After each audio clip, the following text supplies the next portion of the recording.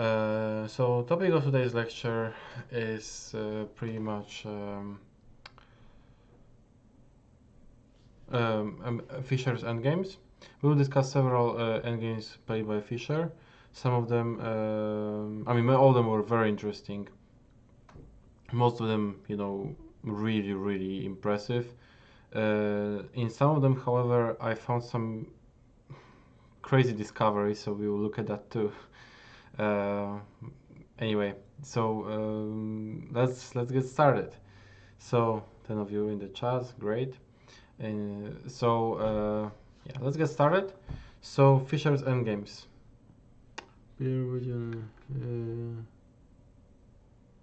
Hello, Peter.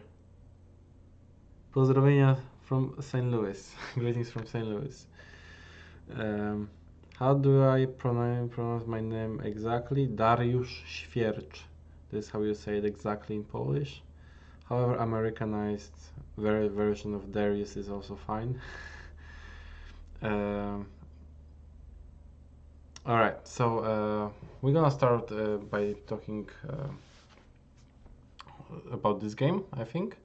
It's a good place to start. So this is the game between Fischer and Reshevsky. I think you know this game? Great. Some of the games are very famous, so I wouldn't be surprised if you know many of them, but I'm pretty certain that you don't know some of them. Anyway, let's get started. They play many times. That's true. They play many times. So here I wanted to start discussing pretty much this position. So yeah, Fischer was playing with white. Black was playing Reshevsky. So let's evaluate. Who do you guys think is better here? How old were both players? At the time, I think Fischer was around 20, around maybe 19. And Reshevsky was older, but I don't know how old exactly he was.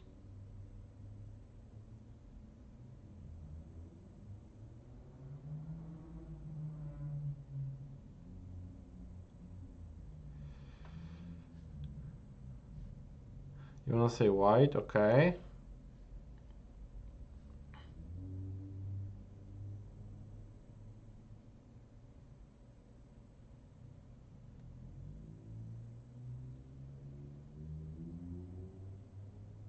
Yeah, I've been using for some time leeches for classes here and in general for kind of like lectures and stuff.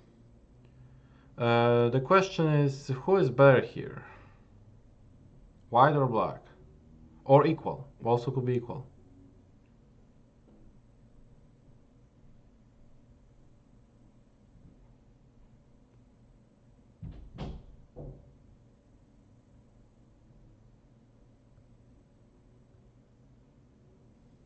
Well, yeah, 1960s, 70s. I think Kasparov wrote a book about the revolution in the theory in 1970s, and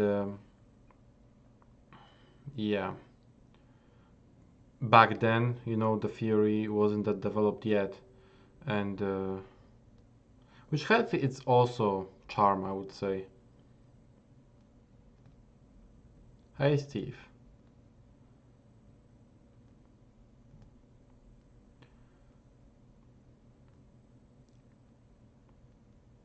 Well, I think knowing games of Fischer is definitely worth it because it's good. He was like really, really one of the best in history ever. So it's definitely important to know his games, like this one, for instance. Okay, so majority of you say it's white is better, and I pretty much agree with it. So yeah, white is better. White rooks are a little bit better, and another thing is that white has much better pawn structure. Uh,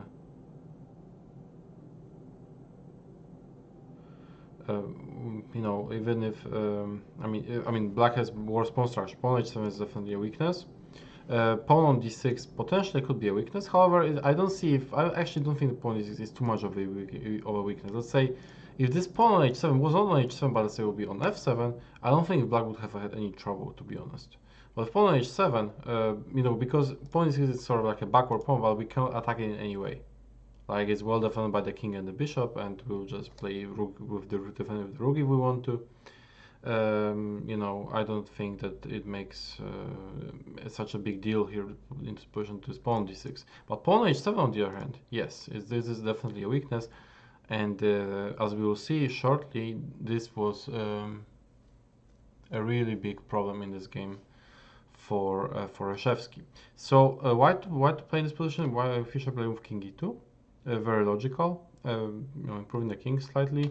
Rook a f8. Bishop e3, rook c8. Basically, black is forced to be defending very passively. There is no active plan here for for black. So what do you think, guys? How should white continue here? There are many good plans, but can you play like Fischer?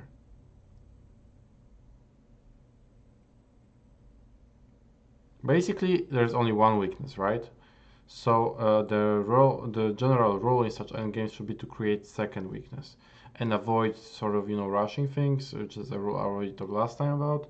Do not hurry in such endgames. We can basically sort of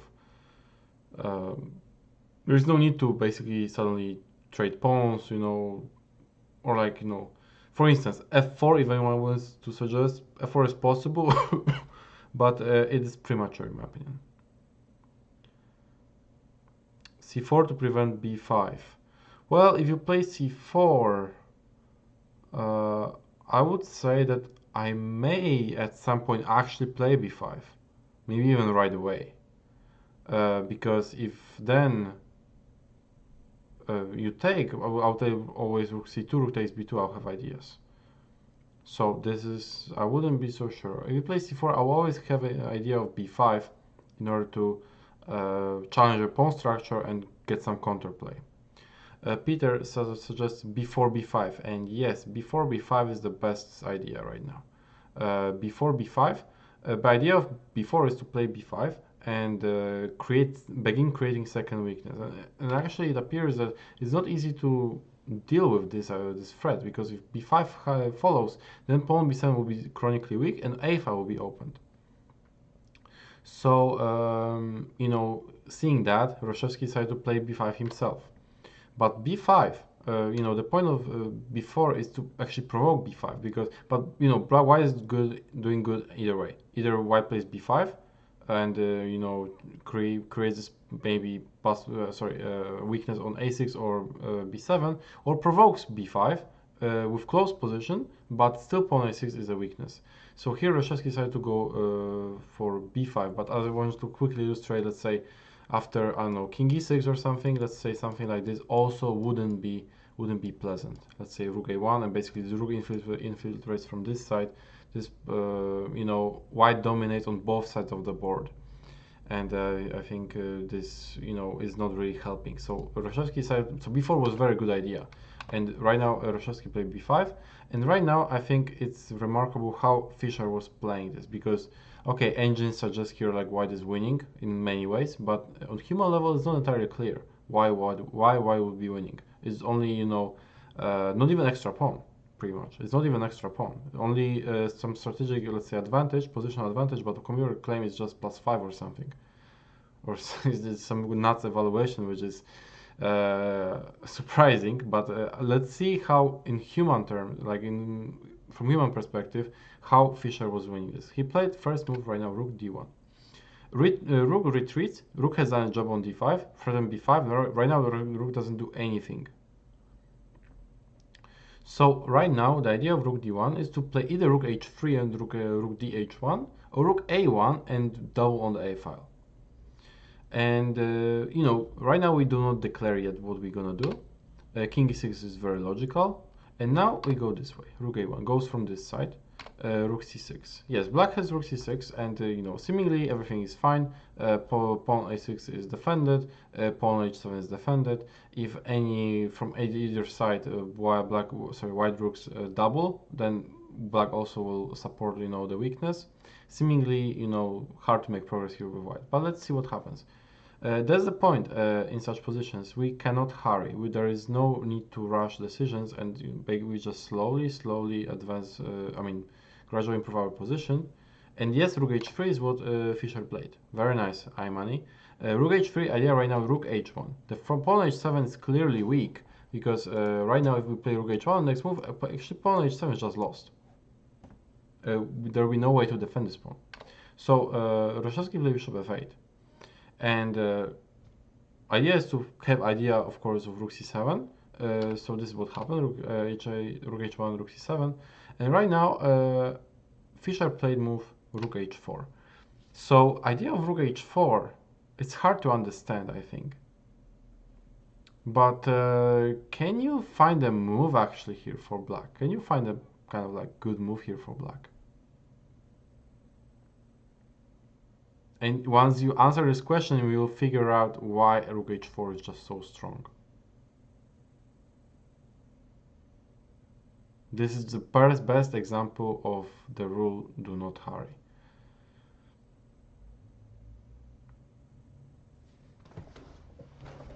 Can black do anything here? What could black possibly do here?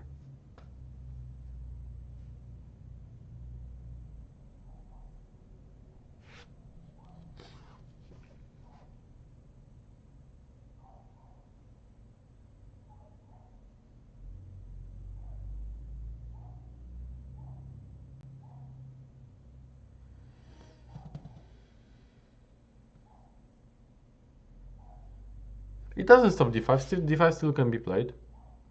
Rook h4 doesn't stop d5. d5 actually happened in the game, so it doesn't stop d5.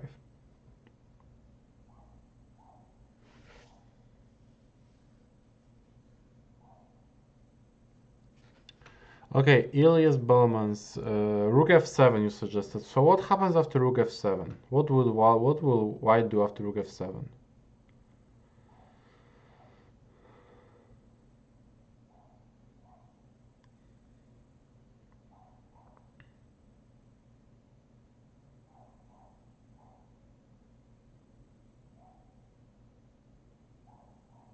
Well, if h6, I would just capture it, right?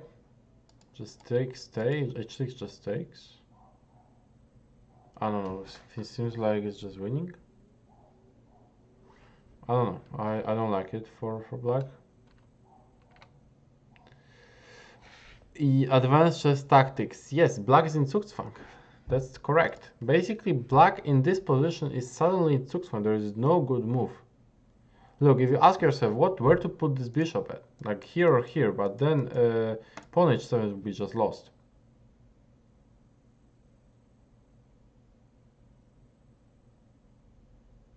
Yeah, after h6, white simply winning.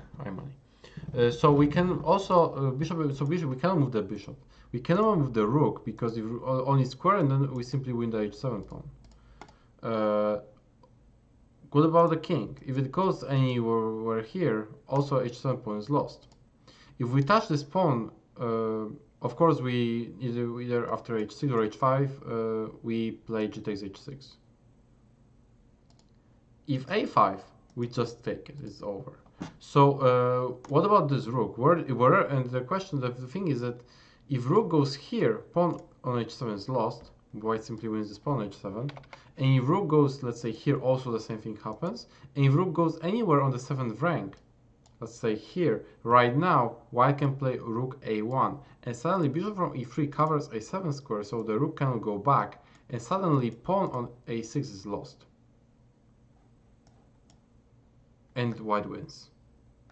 So therefore, d5 is the only move in this position. But after d5, it already weakens significantly the position, and we'll see why. So actually, yeah, right now, okay, white plays rook a1. I want to ask you some question. I will in a second. But right now, we follow rook a1, rook c6. And e takes d5, king takes d5. Okay, so how would you continue right now with white? Nick Glasson, yeah, exactly. If rook was going on 7th rank, rook a1 and a6 pawn is gone. So but in this position, white to play, how can you further increase, advantage and put some more pressure?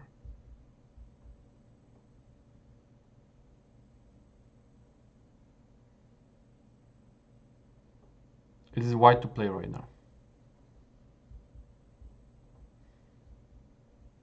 The last move was king takes d5.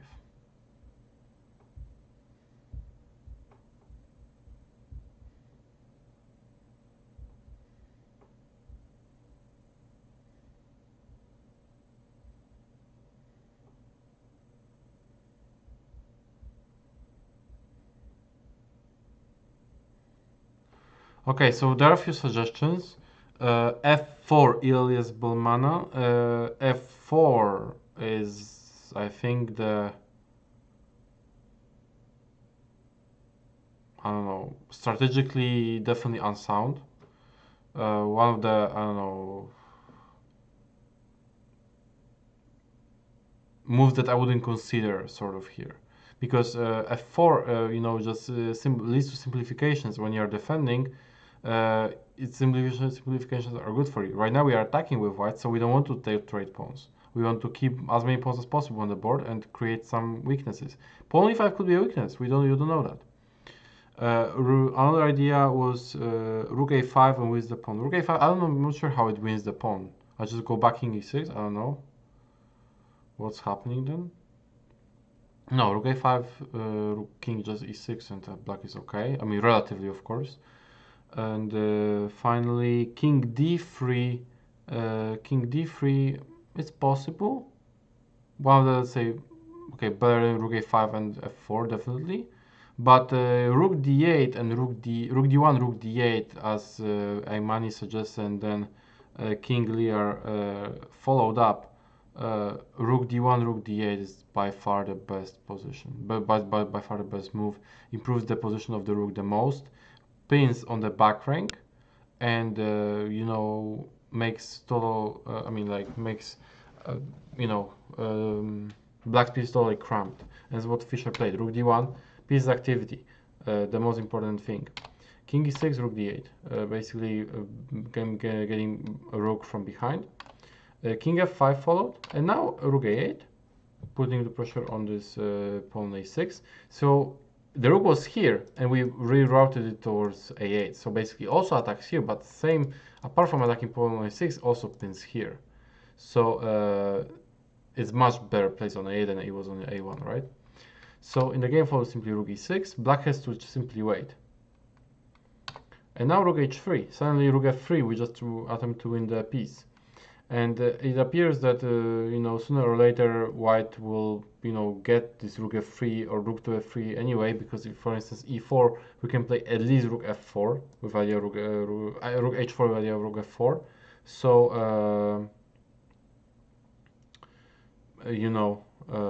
why not rook to a1? Because rook h3 threatens to win the piece.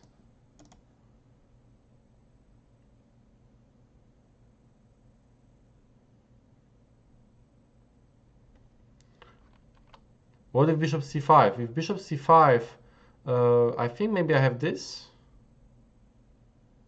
Not sure if this is the position we are talking about, but okay, yeah. So that's why rook h3. Remove this rook from here and threaten rook f3. So in the game follows simply bishop g7. Reshevsky decided just to give up the pawn, but yeah, right now rook takes h7 grabs this pawn. Pawn a6 is still a weakness. Rook e8 has to be played, and now check again, and finally the move that you suggested a long time ago, king d3. King comes to play, king e4, and white is just totally winning. Essentially, Fischer didn't do anything kind of like forcing in his endgame. He just kind of like naturally, slowly improved his position, and black's defense is collapsed. Bishop c5 earlier. I don't know when earlier because I saw only one moment when you could play bishop c5 here, but then king takes g5. I don't know what's happening. Maybe you can move your rook back or something, but then just go here or something. You lost g5 pawn, you're not winning any pieces, you know, like... I'm not sure.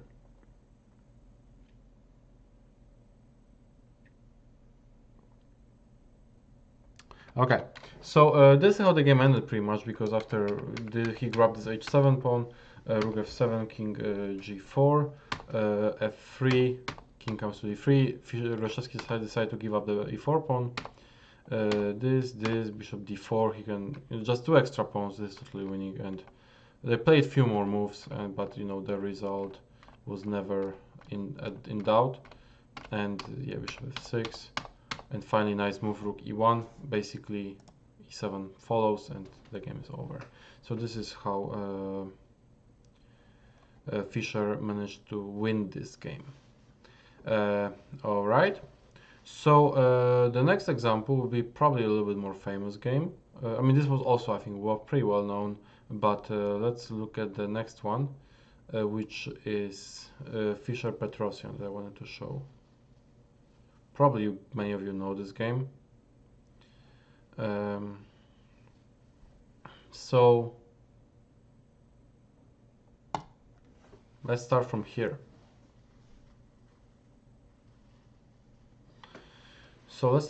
Last two moves were like queen takes a4, knight takes a4. So this position, white is clearly better, obviously, a nice advantage. You know, white black has isolated pawn, and white has better pawn structure. Still, blacking is still, you know, in the center. Pawn a6 potentially can become also a weakness. You know, white is better. Depends how. The question is how much better, of course, but no doubt that white is trying to push here for a win. So right now, black to play in this position. Petrosian playing with bishop e6, which is very logical. You know, he wants to either castle or do something with the spin on the e file. So yeah, in this position, what kind of plan would you choose here for white?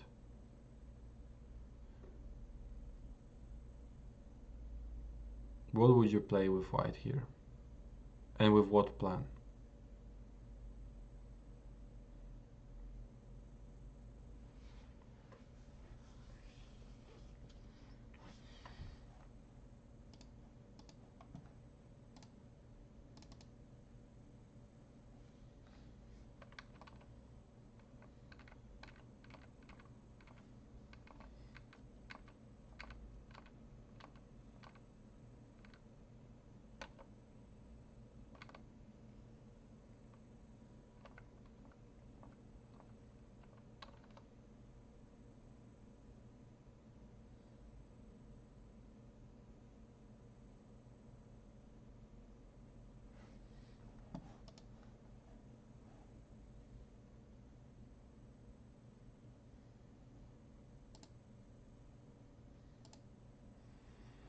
Bishop g5, maybe fianchetto, advance the AB pawns.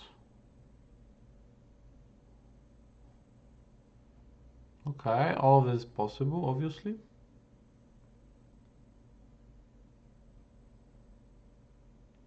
Anyone else? Because you didn't suggest yet what I think, at least, and with what Fischer played is the best.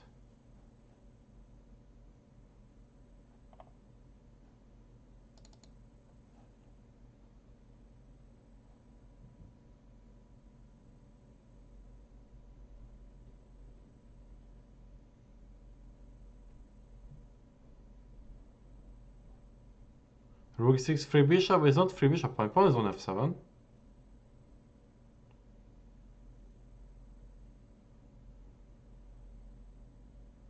Bishop g5 is good. Bishop g5 is definitely a good move. I can tell you that. But I don't like it as much as I like, you know, what Fischer played.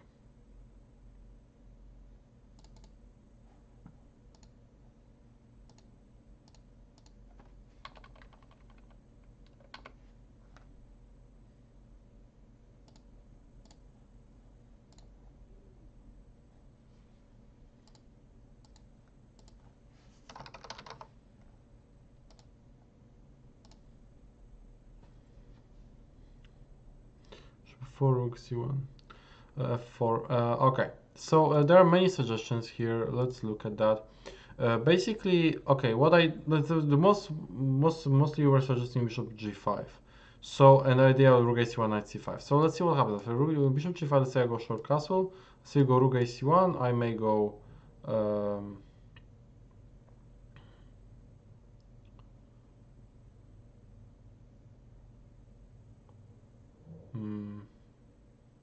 I think I could play rook c8, but I can see that I can't.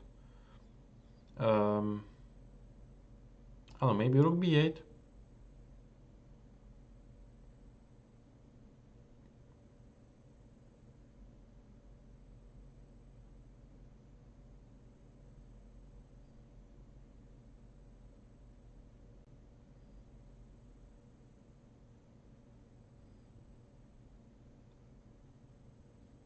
And for instance, if we go b3, I'm gonna play a5. The point is that if we go even this, I might try to do this, and play a4, try to simplify the position. I don't care at all about bishop takes f6, bishop takes f6. It's good for me. I will be happy if that happens. Also, I have an idea, as always, of playing in this position, maybe even right now, knight e4. So after this, you know, even if you take this pawn, I'll always have sufficient counterplay here by playing a4. So I'm not entirely okay. It's possible to play like this. Of course, white is still, you know, slightly better. I'm not, you know, it's not like it's bad or anything. But I'm not entirely sure whether this is the best way to go. Ideas of f4 also are interesting. You know, yeah, they're also interesting. I think. But anyway, I'll just after 4 page g6. I don't think it changes too much. I don't think it changes too much. Let's say I go g6 and I don't know. But it's possible, of course. But none of you suggested, I think, what in general is the best idea, which is to trade those bishops. Because without those bishops, all the dark squares are extremely weak. We get to easily get our knight to c5 as you guys wanted. And this knight there will be very, very strong. That's why bishop e3. This is what happened in the game. Bishop e3. Idea is to play with bishop c5. And trade those bishops, install the knight on c5, and go after the weak a6 pawn. Makes sense?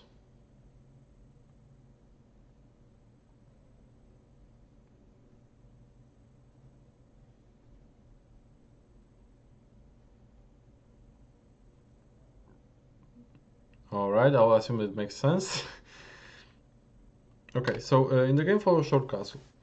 So right now, following the plan, bishop c5. Bishop c5. Yeah, so seems like basic, right? Seems like basic, but I mean, it doesn't really stop from castling.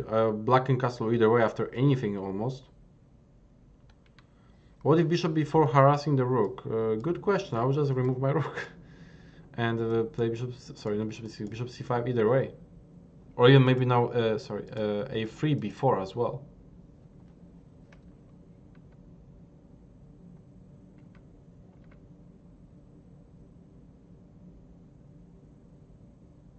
Where would black lose the pawn? I don't know what you mean, Imani.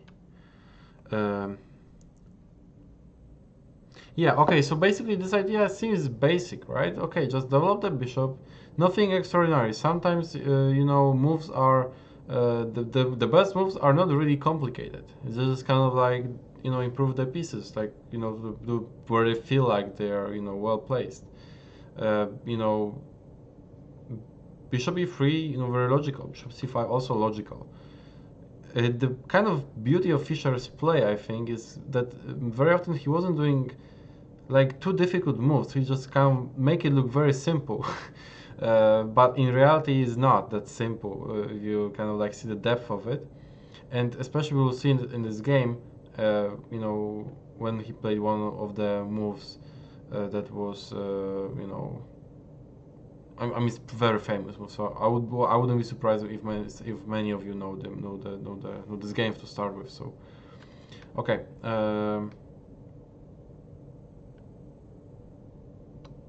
Okay, so Leif Karman in this position after short castle. Okay, first of all, after bishop c5 position becomes is very similar to whatever happened in the game. This is one thing. Second thing, after rook c8, I can play rook knight a6 and win a pawn. I think it is a little bit stronger, yes. So in the game for because knight on c5 will be extremely strong. And after knight c5, you're not even creating any. I mean, you're creating maybe threat of taking on a6, but you don't want to take on e6. So I guess I can maybe do something about it. Also, if there could be some tendencies like to take and play knight e4 or something in some lines, I wouldn't be so sure. But the bishop c5 is definitely a good move. Rook e8, bishop e7 takes, and what would you play right now? This is actually a very important position.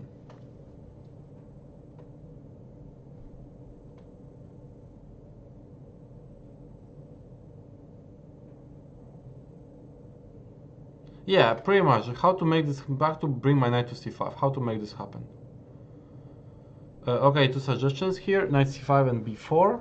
Alright, so which one is, I don't know, better? What do you guys think? And knight e5 is not a move. It's not legal to play knight e5 in this position. Rook ac1 also possible.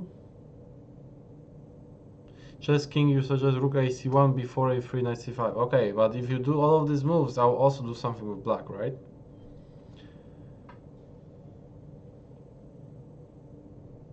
Knight c5, okay. Knight c5, majority of you still suggest knight c5. Some of you suggest move b4. Knight b6, I think first suggestion. Again b4. f4, okay.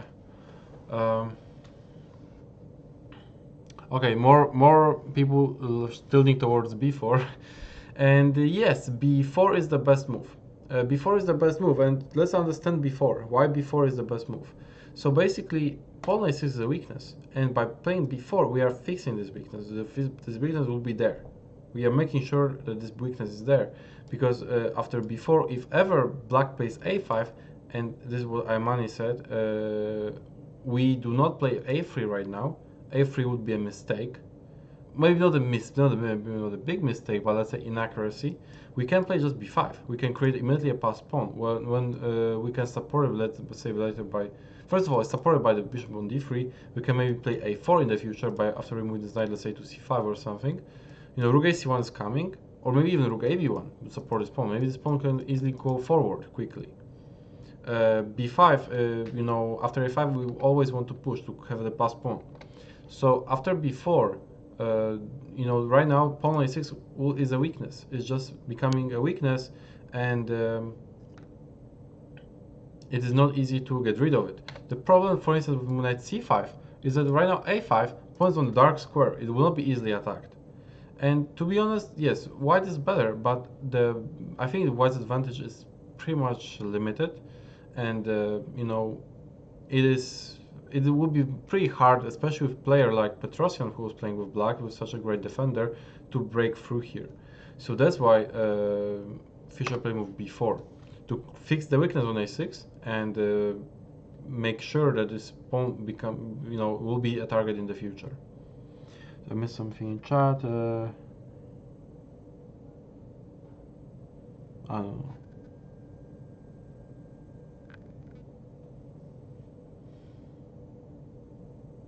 Okay, so same thing after rook ac1, by the way, just a5, and it is not so clear. Anyway, that's why b4 is a very good move. In the game for just king f8 makes sense to bring the king to the center. You know, king has to be always.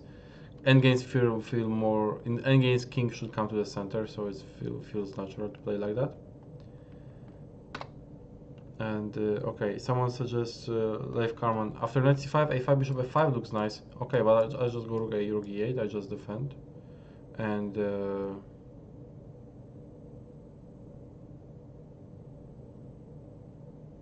I'm good. Just king. It was the idea. Yeah. But it was correct idea, but I think that you started the wrong move. if I'm not mistaken. Because it's basically pretty much to start, pretty much very important to start with a4 right now. Okay, king f8, knight c5.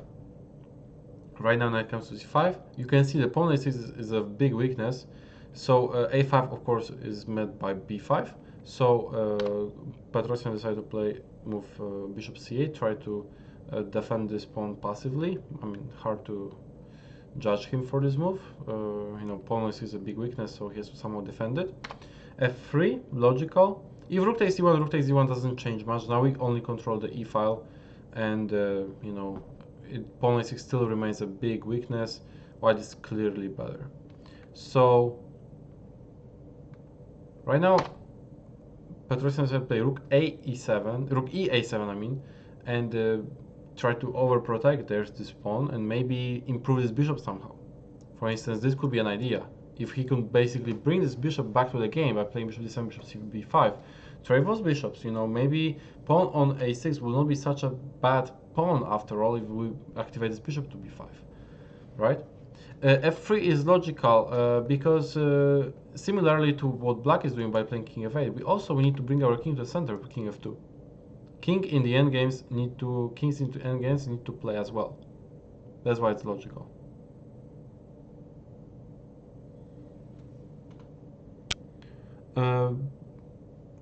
We will get there. We will get there. G of Seaman.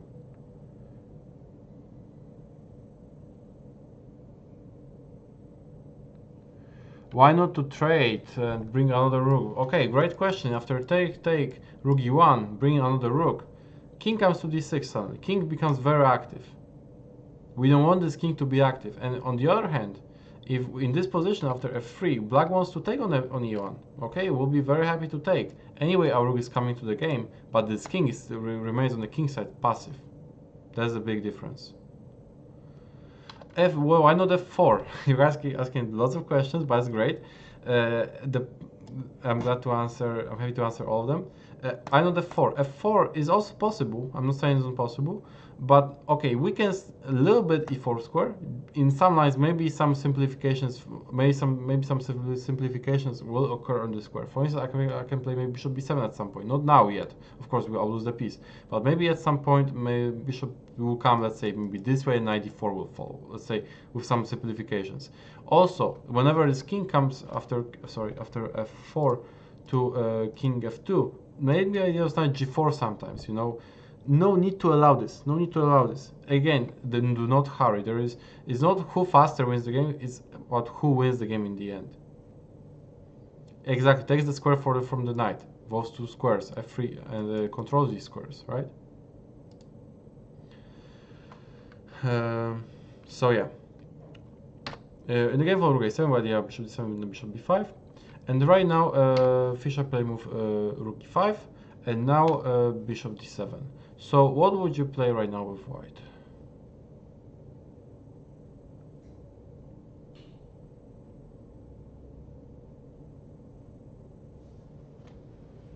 White to play in this position.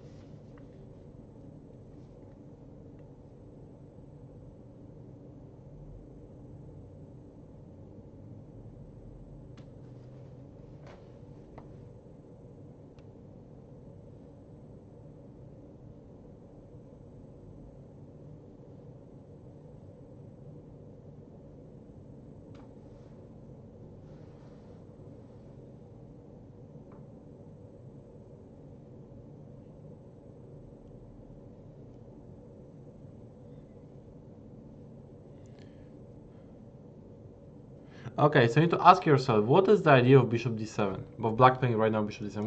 What is black's idea right now?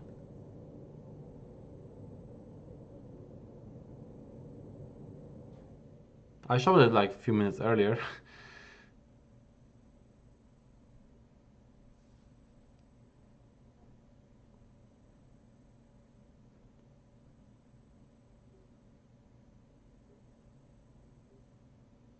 Yes, basically black's, as I show in this picture right now in this diagram, bishop d7, bishop b5 is black's idea. So after rook e5, bishop d7, black's idea is to play in this position bishop b5. So we got two options right now to stop bishop b5 because no, let's say we play rook ae1, let's say then bishop b5. We also never want to take because then rose rook on the a file will just capture a2 pawn. So we have to retreat some, let's say to c2, and then okay, rooks can retreat, can go back to the center. Maybe even rook c8 followed by a5 will be possible. So you know, this is, you know, not so clear. Maybe rook c7 is more accurate. This is of, you know, already less important. And but here, so there are two moves. a4 to stop now bishop b5. White has two moves: a4 and knight takes d7. So which one would you play? Some suggest a4. I can see.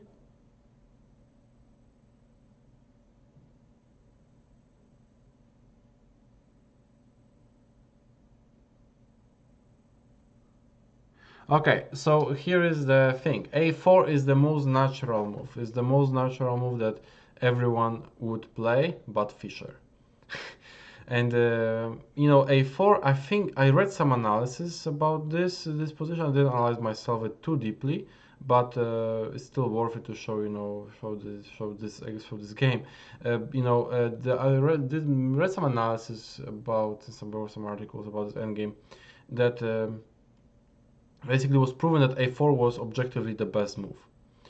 As long as I ran my engine briefly for like a few minutes and stuff, and you know, both moves lead to huge advantage for white. So I wouldn't be kind of like so sure whether a4, kind of like, okay, it's my very cautious, let's say, guess right now that a4 is so much better than other. Of course, a4 is, you know, very good. Of course, why not? Why? Because why wouldn't it be? Basically, pawn a6 is a big weakness, and we make sure we stop bishop b5. We maybe want to play a5 because then bishop b5 wouldn't be that great because we have passed pawn on a5, right?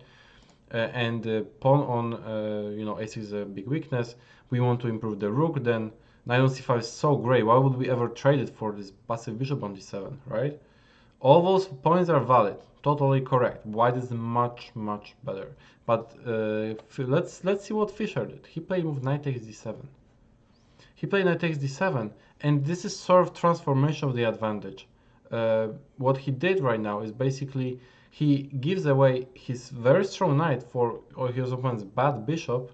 You know, no wonder. I mean, no doubt about it. The bishop is very bad, but he transforms his advantage right now. After, of course, knight takes d7, he wins a pawn. This is one thing, but after rook takes d7. Right now, he can play move rook c1, and he right now controls the c file. He wants to invade with rook c6. Pawn a6 is a big weakness, and you know, he wants to basically he just wants to win the a6 pawn. And also, was important to note that Fischer realized that knight on f6 is a very bad piece, and it's you know, his bishop. I think in general Fischer preferred bishops over knights. You know, bishop on d3 is very strong. It's much better than the knight on knight of 6, which is first of all restricted, as you guys can see. You know, thanks with pawn f3, right? Is restricted. Cannot go really anywhere, and you know, rook c6 is coming. And if rook leaves 7th rank, let's say rook d6, which will happen in the game. Right now, rook comes to c7. You know, those rooks are right now very strong, and still black has very little counterplay, little to none, so pretty much, because after a5, b5 follows, and you know, white has clear advantage. So in this position, okay, let me read some chat.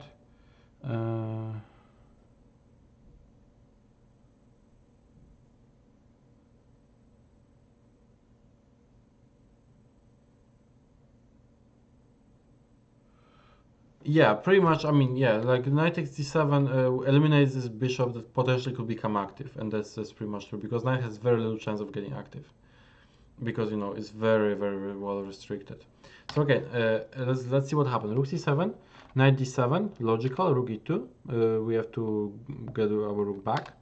G6, king f2, h5. You know, basically black is forced to passive defense right now. Up to a point, because there was one moment where black basically could have made some better move because Fischer made one mistake in this game. King f2, h5, f4, very logical. Right now, after h5 has been played, we can play move f4 because first of all, knight is not already not on f6. This is one thing. And second thing, we may want to play f5. We may want to play king f3 and basically start pushing pawns on the king side as well, creating second weakness. You guys can see that on the queen side there is one weakness, but usually that's how it works, that you cannot win with all, or your opponent having only one weakness. So basically he started creating second weakness on the king side. So k4 is a very good move. h4, but right now I think after I think I heard what happened because basically everyone was in shock and stuff. But you know, no doubt about it. But if I'm wrong, you can tell me. You can say in chat what happened because I'm not really familiar that much. I just think that from what I kind of recall, that everyone was super surprised. Anyway, in this position, white to play and play better than Fischer. Because Fischer made right now a move that gave basically some chances to Petrosian to save the game. Of course, white black is still struggling like crazy in this position, but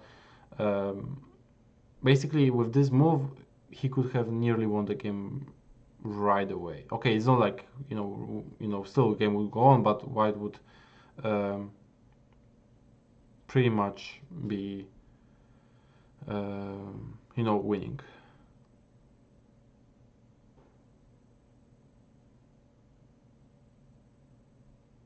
Okay, a4. A4, okay, it's possible.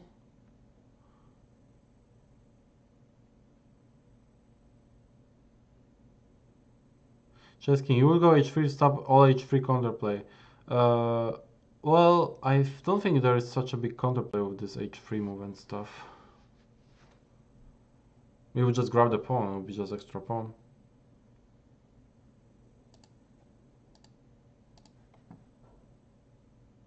Unless I'm missing something.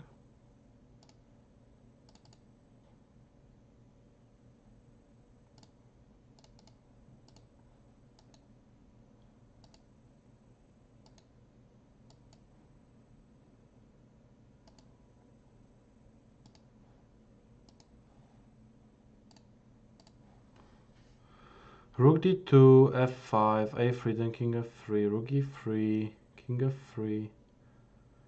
Okay, so okay, Fischer played move king f3. So some of you played like Fischer, and it's also a very good move, but it's not okay. It's a little bit inaccurate. It's a good move, but it's definitely inaccurate. It's clearly an inaccuracy because after king f3, suddenly Petrosian has some chances to save the game. F5. Simplifications, to premature simplifications. That's after f or after f5. I can play maybe even g5 if I don't want to.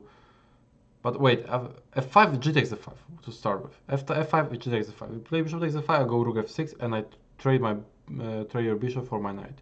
And I simplify the position and I have better chance to save the game with less pieces on the board. Just to show what I mean, after this, I play rook f6. I give this, but I take this. And in this endgame, I already some simplifications, and I think that black can save the game.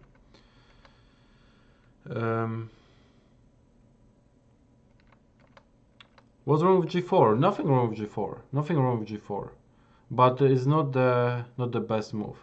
So no one even suggested this move, and I would like to show you the move because I have also one game to show you today. So the best move right now is rook c2. Basically, finally, I'm money, correct. Rook c2. Rook c2, idea is to play rook c6. And basically, pawn a6 is just collapsing.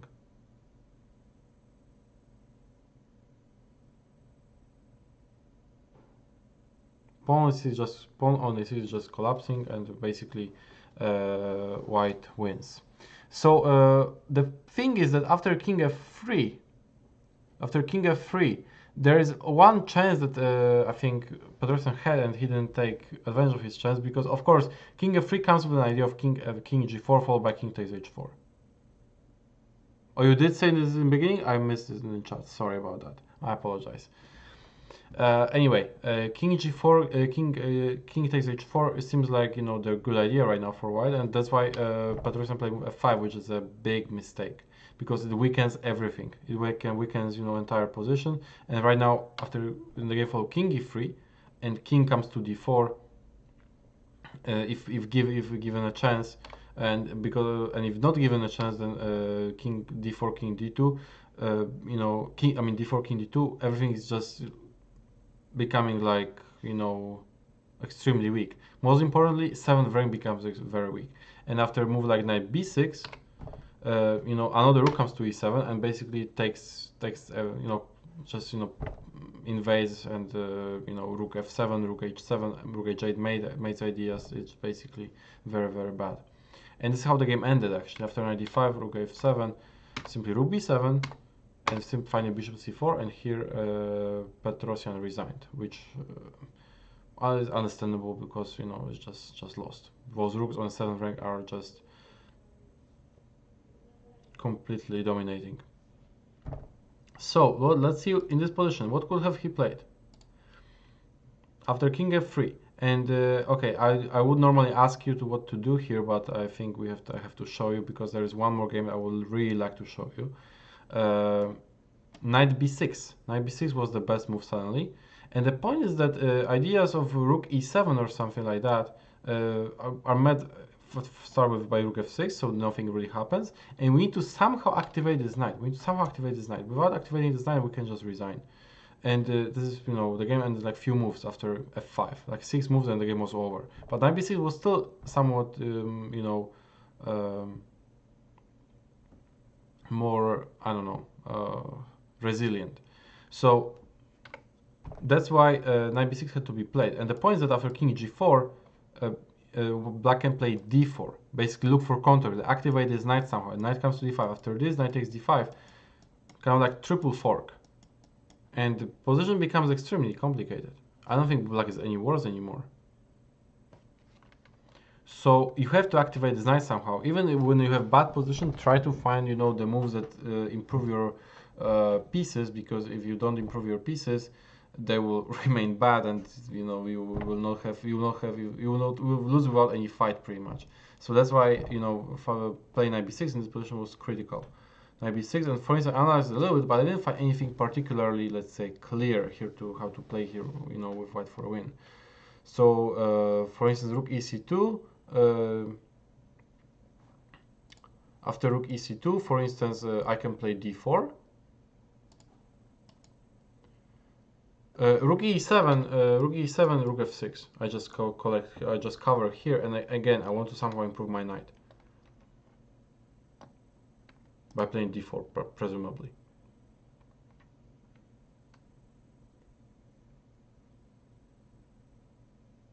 Not so clear, not so clear. So what I wanted to say is that, let's say rook c2 in this position is already not that great. A little bit too late, because I'll play d4.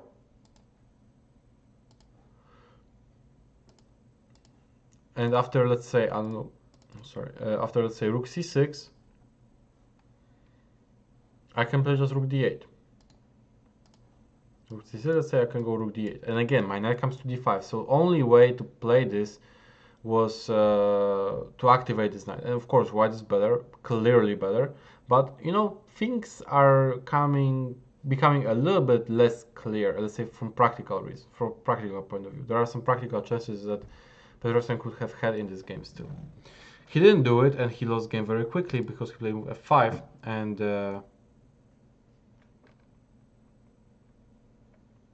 you know, after king e3, king d2, and then after e7, it's a little bit too late now for knight b6, because right now everything is weakened on 7th rank, and the game is just over.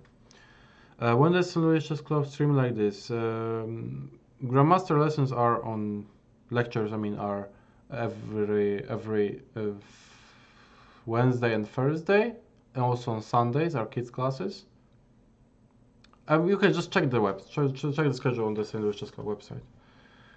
Okay, so the last game I wanted to quickly, kind of like running out of time, but. Okay, let's still do it. Let's still do it. Let's still do it because I really am you know, would like to do it. Would like to show you this game. So the game Uhlmann Fischer, less known game. Definitely way less known game. But I will ask you, let's say, maybe 2 or 3 questions from this endgame because I find it extremely instructive, and I was shocked when I was analyzing it and preparing it for today. So so this position. So actually, let's flip the board. We are interested right now from black's perspective. Fischer won this game with black, but okay, position is just roughly equal. So in the game for f5, trying to open the center, get some game, get some play, and so on.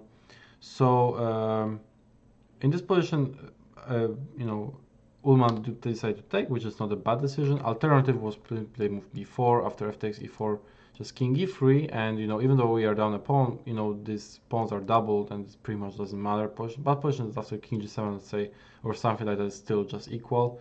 I don't think anyone has any chances here. So any great chance to win the game, it just should be a draw in the end.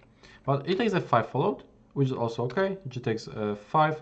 And now, you know, I think Uhlmann made some small mistake because he played rook d2, and after rook d2, seemingly, you know, decent move, but his position deteriorates quite quickly and substantially.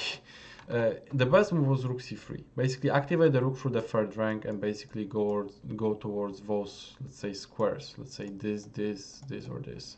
Basically, look for active counterplay. Rook d2 is a little bit too passive. But okay, still is not what I want to talk about here too much. Still, it's quite okay. Knight c3, just trading everything, and we got this endgame. So actually, let's flip it from White's perspective. Black is somewhat better here. Black is somewhat better. Let me explain. Black is somewhat better here because there are pawns on the 2 sides of the board. Black has central pawns, and black has a bishop versus and white has a knight. So in positions with bishop versus knight, when pawns are different on the different sides of the board, it is usually better to have the bishop.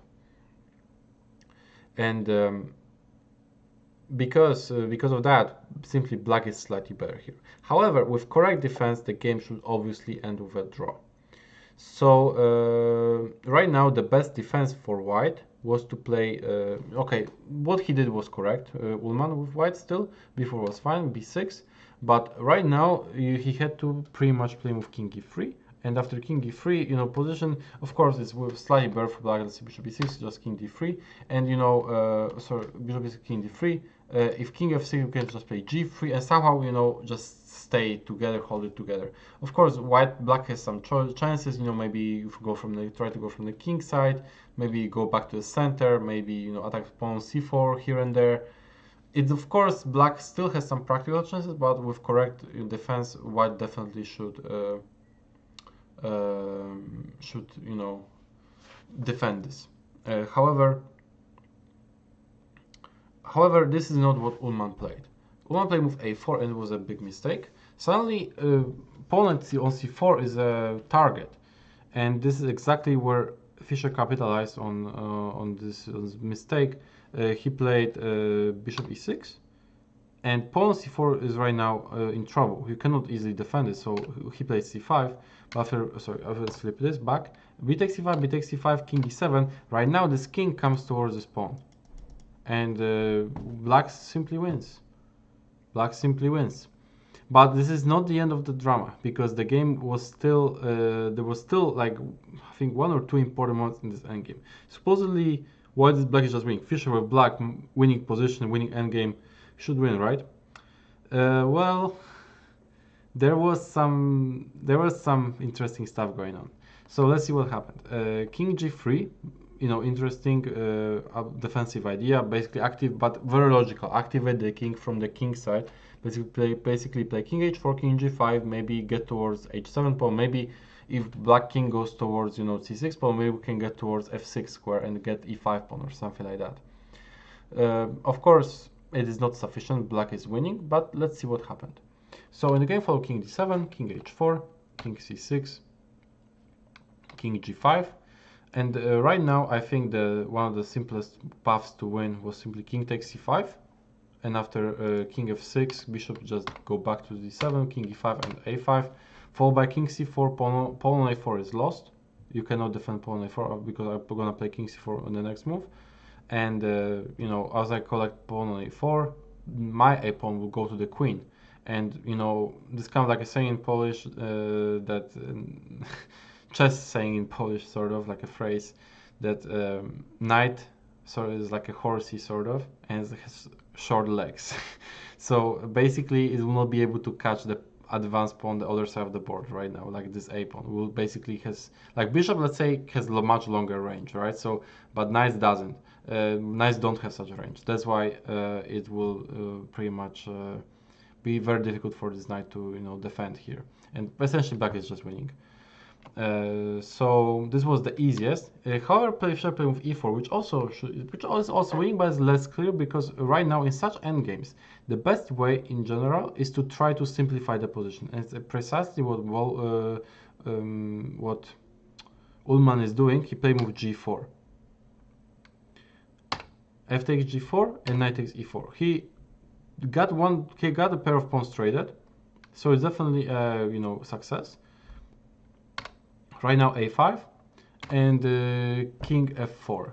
So right now, what would you play right now with black? It's a very important position. What would you play here with black? I think one of the two positions I wanted to give you to think about.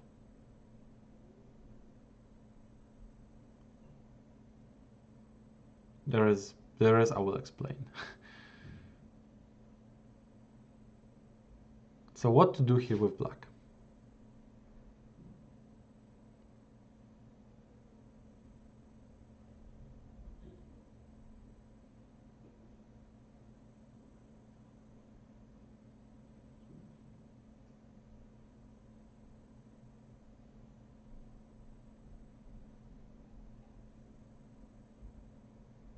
Bishop d5, h5, h6. Okay, king d5 has someone as well.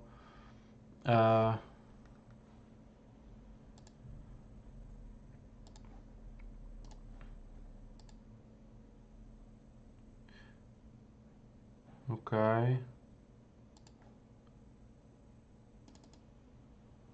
Yeah, this is interesting what you're suggesting. Bishop b3, okay. I was expecting this at some point. Bishop b3 again. Okay, so many different suggestions, and all those moves are possible, so at first it seems, right? But only two of them win. And bishop d5 is not one of them. So after bishop d5, basically I can play knight f6. After bishop d5, I go knight f6. I started chasing those pawns. After king c5, I play king e3. And basically, you know, I'm attacking those two pawns. You cannot defend both. I'm in time to bring my king quickly to the king side, and I will try to give up my after bringing my king to the, you know, towards the square. I will capture one of these pawns, and I will try to give you know, my knight for another pawn, and it will be a dead draw. That's the mating. That's the drawing strategy right now.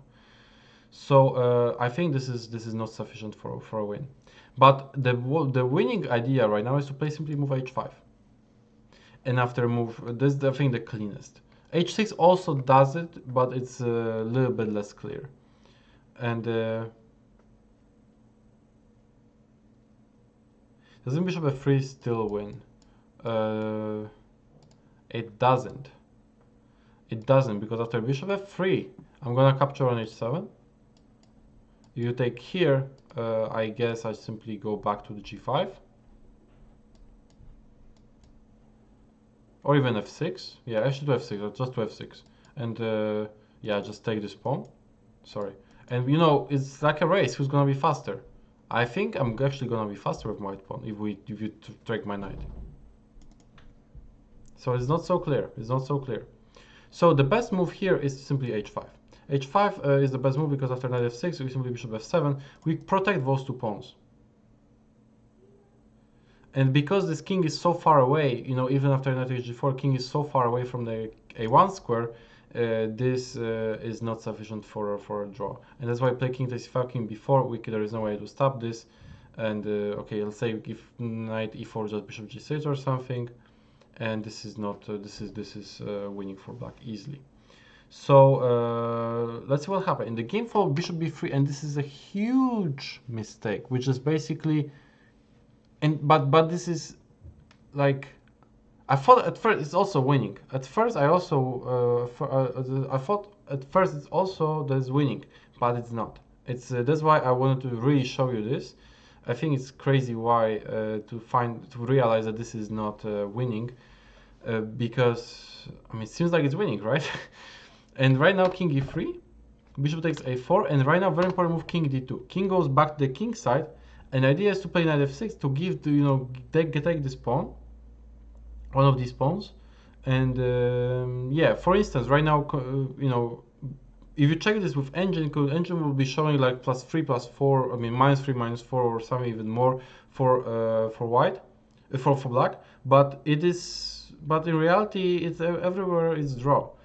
Because, for instance, after bishop b3 is one of the computer suggestions. Let's say knight f6, attacking those two pawns, bishop b6. Now we take this pawn, and the computer still doesn't see that this is a draw, which is crazy to me. Modern engines, 3500, 600 level, right? And they don't see like that this is computer suggestions. That this is a draw. Like, come on, this is just that draw, right? And they, I don't know, they still show like this black is winning all of this. They're going to they go for this position in many variations. Where I was like, what's going on? And finally, at first I thought that okay, h6 should still win, and this is what, because this is what Fischer did, and h6 supposed to be winning at first. It seems like, because after knight f6, king c5, knight g4, h5. Basically, you know, after you know, let's say, okay, actually this position. I mean, at first it seems like okay, why this black is still winning, because you know there is, you know, the knight will not capture this pawn on h5, right? And if it doesn't capture, then okay, a pawn goes to the queen, or at least distracts black king or knight, and then king goes to the king side, and that's it. So finally here, what would you play with white? Question is whether knight e3 or knight f6. Knight e3 or knight f6. What do you guys think? One of those moves loses. One of them wins.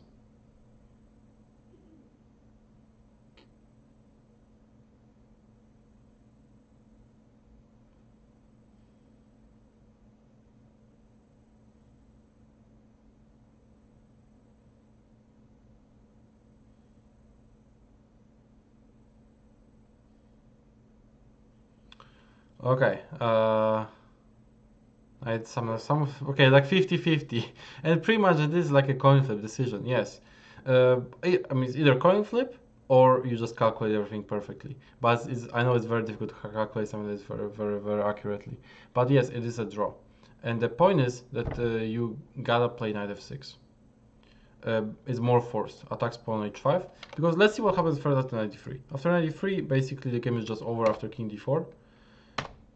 Knight f1, trying to get this through this pawn, but again, just king e5, avoiding any checks. Bishop b3, and basically a pawn goes, and that's it.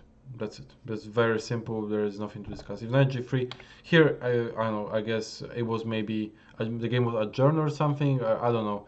And you know, they didn't continue. But here I guess again the game ended. But anyway, black is just winning here. Even I think a4 could win, but also h4. You know, it's just winning. A4 should be winning. A4, knight h5, a3, knight f4, 8. Yeah, it's also winning. So either a4 or h4. I mean, anything is just winning. But knight f6. Let's discuss knight f6. On f6, I want to share what I discovered.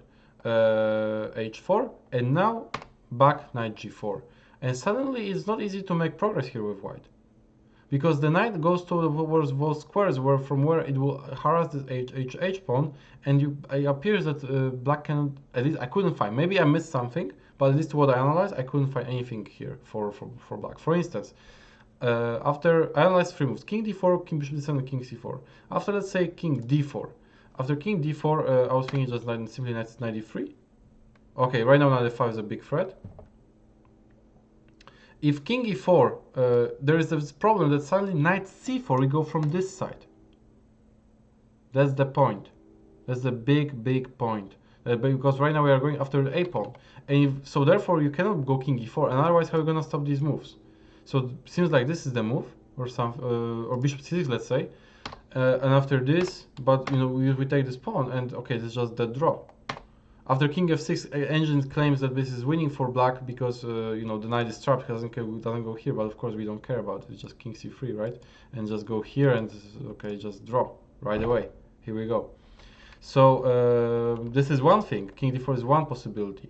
It doesn't lead anywhere. Another possibility is what I analyze is bishop d7, and again just knight d5, and bishop here. Okay, just knight f3. Okay, just knight g5. King goes here or something, or sorry, right away king c3, and then there is no way to stop this. King b2 and draw right away as well.